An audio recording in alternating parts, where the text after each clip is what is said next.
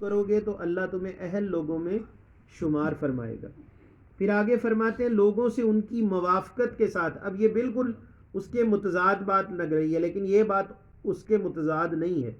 فرمایا لوگوں سے ان کی موافقت کے ساتھ برتاؤ کرو، کہ جیسا برتاؤ ان کے ساتھ ہونا چاہیے ویسا برتاؤ کرو۔ جیسے اس کی مثال دی گئی کہ حبیب کبریا نبی اکرم صلی اللہ علیہ وآلہ وسلم کے پاس ایک مرتبہ ایک کافر آیا، وہ اپنے قبیلے کا سردار تھا، تو میرے محبوب پاک نے اپنی اس کے لیے چادر بچھا دی، قربان جائے اس کملی والے پر کہ جس کی چادر پر اللہ ہمتاً رحمتوں کی بارش برساتا ہے، تو آپ نے اس کے لیے اپنی چادر بچھائی۔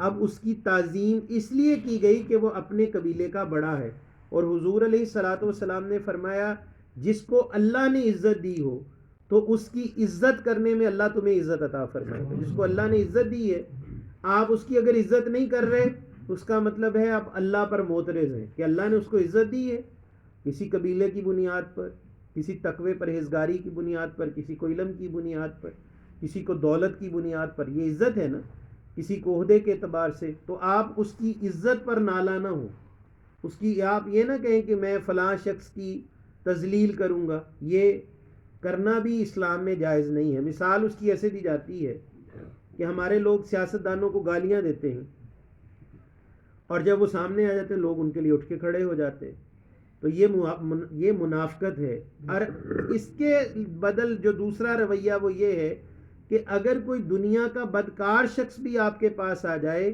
تو آپ اللہ سے دعا کریں یا اللہ تو اس کو نیک بنا دے، ہو سکتا ہے آپ کا اخلاق، آپ کا رویہ، آپ کا ملنا اس کے دل کے اندر اسلام کی محبت پیدا کر دے۔ سمجھ آ گئی بات؟ تو بجائے اس کے ساتھ غیر اخلاقی رویہ اختیار کرنے کے تو فرمایا اس کی موافقت کے اعتبار سے اس کے ساتھ سلوک کرو۔ ایک دفعہ حضرت سیدہ حلیمہ سعدیہ آئیں اور آپ کے شوہر جو حضور کے رضائی والد تھے اور وہ آپ کی رضائی ماں تھی، تو میرے آقا صلی اللہ علیہ وآلہ وسلم نے پہلے حضرت اماں سعدیہ کے لیے آدھی چادر بچھائی، اور جب دیکھا کہ ان کے شوہر بھی ساتھ ہیں اور حضور کے والد ہیں تو آپ نے پوری چادر بچھا کے خود کھڑے ہو گئے اور عرض کی آپ تو اللہ کے نبی ہیں، فرمایا آپ میرے والدین ہیں، آپ میرے والدین ہیں، یعنی ادب کا یہ انداز ان کی موافقت کے مطابق کیا کہ وہ موافقت کے حقدار تھے، ورنہ آپ یہ کہہ سکتے تھے میں اللہ کا نبی ہوں، کسی کی تعظیم مجھ پر واجب نہیں ہے، لیکن حضور علیہ الصلوۃ والسلام نے ایسا نہیں فرمایا۔ پھر اسی طرح فرمایا کہ کمال اور تقوی کو ہر جگہ تلاش نہ کرو، یعنی تم ہر جگہ ہی لوگوں میں کمال نہ ڈھونڈتے پھرو کہ بھئی میں اس کے ساتھ یہ سلوک کروں تو مجھے اس سے کوئی کمال نظر آئے، کوئی اس کی پرہیزگاری، تو یہ بھی شرط اخلاق کے لیے ضروری نہیں ہے، اس کا بھی اسلام میں کوئی تعلق نہیں ہے۔ پھر اسی طرح فرمایا کہ برتاؤ کرتے وقت لوگوں کے مراتب کا خیال رکھو۔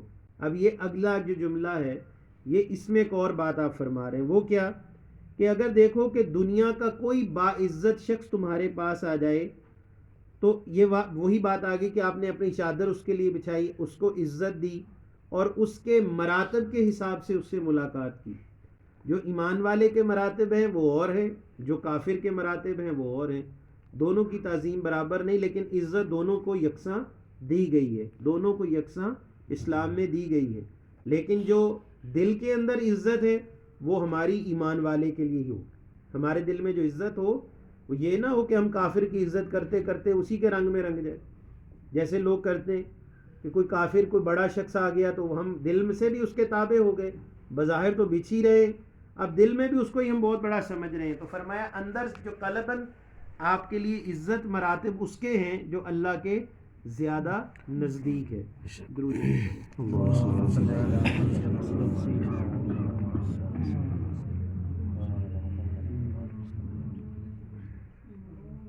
فرمایا مسلمانوں کے عیب ہرگز ظاہر نہ کرو۔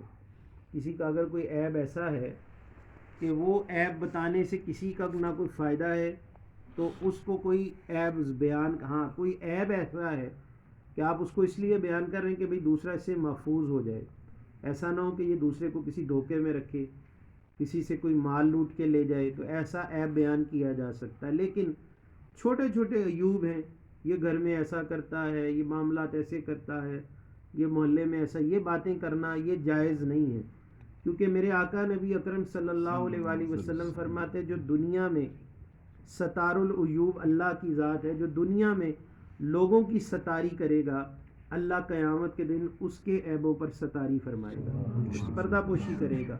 اور اصل جو پردہ پوشی ہے وہ قیامت کے دن کی پردہ پوشی ہے. یہاں تو جو باتیں کھل گئیں ان کی کوئی حیثیت نہیں. اصل ذلت اور رسوائی قیامت کی رسوائی ہوگی. اور جس دن اللہ ان پر پردہ ڈالے گا تو یقین جانے بندہ اس اللہ کے کرم پر جتنا راضی ہوگا اور اللہ کے کسی کرم پر اتنا بندہ راضی نہیں ہوگا کہ اللہ نے آج میرے ایوب کے اوپر پردہ ڈال دیا ہے، آج مجھے اللہ نے اپنی رحمت میں چھپا لیا ہے، اور آج اللہ تعالیٰ نے میرے عیبوں کو ظاہر نہیں فرمایا. تو فرمایا کہ اگر تم دنیا کے اندر کسی کو رسوا کرو گے تو پھر اللہ قیامت کے دن تمہیں رسوا کرے گا. اور اس کے ساتھ ایک اور حدیث پاک بھی متصل ہے کہ اللہ کے محبوب علیہ الصلوۃ والسلام نے فرمایا جس شخص کی جہاں عزت ہو وہاں اگر اس کو کوئی رسوا کرے گا جان بوجھ کر کہ میں اس کو ذلیل کر کے آؤں، تو پھر اللہ تبارک و تعالیٰ کا وعدہ ہے کہ اللہ بھی اس کو قیامت کے دن ذلیل کرے گا. اللہ کہتا ہے اس کا بدلہ میں لوں گا کہ پھر تیری رسوائی میں کروں گا. اور جو میں نے عرض کی اس دن کی رسوائی ہے وہ اتنی بدترین رسوائی ہے جس کا ہم دنیا میں کوئی مقابلہ نہیں کر سکتے. آگے آپ فرماتے ہیں 12واں اس کا نقطہ فرماتے ہیں تہمت کی جگہ سے بچو اور تہمت کے قریب بھی نہ جاؤ. تہمت کی جگہ کیا ہے؟ مثال اس کی ایسی ہے کہ ایک گھر کے اندر، یہ میں مثال سمجھا رہا ہوں اور اس کو دوست غور سے سنیں. ایک گھر کے اندر ایک بیوہ عورت رہتی ہے یا اس کا شوہر غیر موجود ہے، وہاں موجود نہیں ہے، ملک سے باہر ہے، شہر سے باہر ہے.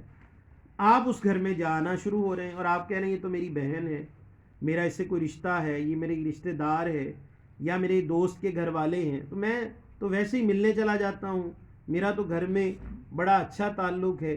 تو یہ تہمت کی جگہ ہے. حالانکہ آپ نیک ہیں، اللہ نے آپ کے دل کو پاک رکھا ہے، آپ واقعی اس خیال کے ساتھ جا رہے ہیں. لیکن اب مولانا حضرت یہ سیدنا غزالی، امام غزالی فرما رہے ہیں کہ ایسی جگہ سے بچنا انسان کے ایمان کے لیے بہت ضروری ہے، ورنہ اس کا ایمان برباد ہوگا.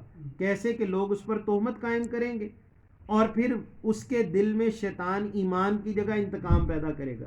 چلو پھر ایسا ہے تو میں ایسا ہی کروں گا، اگر لوگ ایسا ہی سمجھ رہے تو میں ایسا ہی، یعنی وہ ایمان سے اپنا ہاتھ، تقوی سے اپنا ہاتھ دھو بیٹھے گا. فرمایا تہمت کی گلی میں بھی نہ جاؤ، اس جگہ سے ہی نہ گزرو جہاں تمہیں اپنے ایمان کے ضائع ہو جانے کا ڈر ہے، جہاں تم پر تہمت کا ڈر ہے. اور اسی طرح حضور نبی اکرم صلی اللہ علیہ وآلہ وسلم کی بھی مثال دی گئی کہ آپ اپنی زوجہ کے ہمراہ رات کو گھر سے نکلے. آپ کو پتہ ہے وہ زمانہ ایسا تھا کہ اس زمانے میں گھر سے رفع حاجت کے لیے بھی باہر آنا پڑتا تھا. ضروریات دنیا ایسی ہوتی تھی جو ہر چیز گھر میں میسر نہیں ہوتی تھی، چھوٹی چھوٹی چیزوں کے لیے انسان کو سفر کرنا پڑتا.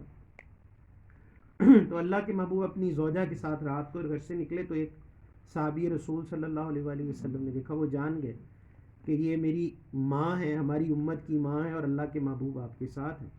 تو انہوں نے اپنا چہرہ رخ انور بدل لیا، وہ رستہ بدلنے لگے ادب سے. تو محبوب پاک نے فرمایا رک جا، جان لے میرے ساتھ میری زوجہ صفیہ ہے. تو وہ رو کے عرض کرنے لگے یا رسول اللہ میں ہلاک ہو جاؤں، میں مارا جاؤں اگر میں آپ پر کسی قسم کی بدگمانی کروں. تو میرے محبوب پاک نے فرمایا سن او مجھ سے بات کرنے والے، ابن آدم کی رگوں میں شیطان اس طرح دوڑتا ہے جیسے اس کی رگوں میں خون دوڑتا ہے. یعنی یہ میں نے اس لیے کہا کہ تم بدگمان نہ ہو جانا، مجھے تہمت کے دائرے میں نہ لے آنا. دیکھیں یہ اللہ کے محبوب نے بھی تعلیم دی ہے، اپنے آپ کو بھی تہمت سے بچایا اور اپنے امتی کو بھی تہمت کے عمل سے محفوظ رکھا. اور پوری امت کے لیے قربان جائیں میرے محبوب پاک کے غلام کیا ایسے ہو سکتے تھے کہ وہ کسی پر تہمت قائم کریں، اور پھر حضور کی ذات ہو، پھر ام المومنین کی ذات ہو.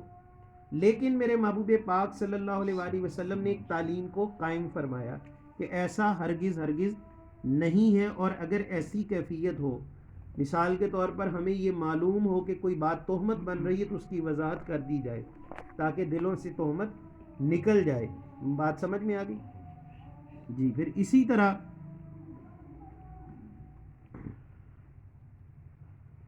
فرمایا کہ مسلمانوں کے ساتھ حاجت روئی والا معاملہ اختیار کرو، ان کی ضروریات کو پورا کرنے کی کوشش کرو. ان کی ضروریات جو ہیں اگر تم پوری کرو گے تو پھر اللہ رب کریم تمہاری ضروریات کو بھی پورا فرمائے گا.